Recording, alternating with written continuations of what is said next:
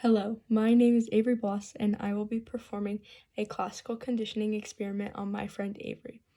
The neutral stimulus that will then be converted to the conditioned stimulus is a ringtone on my phone.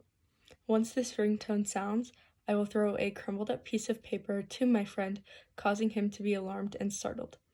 Once I continue to do this over and over again, he will realize that this alarm means I will throw a paper ball at him and he will move out of the way.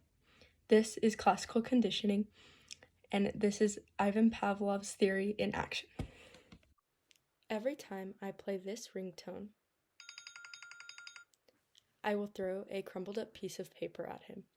The unconditioned stimulus is him being hit with a paper ball, and the unconditioned response was him startled and being alarmed.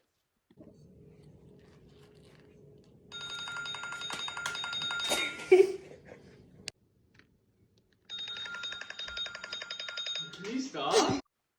After many times of applying the unconditioned stimulus, the neutral stimulus will be converted into the conditioned stimulus, as every time the ringtone is played, Avery will now jump out of the way, which is known as the conditioned response.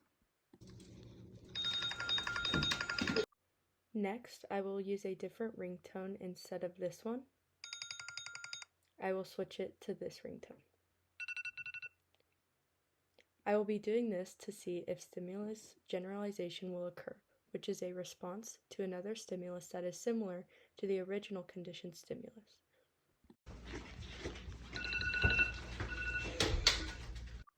As you can see in this video, stimulus generalization did occur because although the ringtone was different, it was very similar to the previous conditioned stimulus, which caused him to be shocked and alarmed and move out of the way so he wouldn't get hit by the paper ball.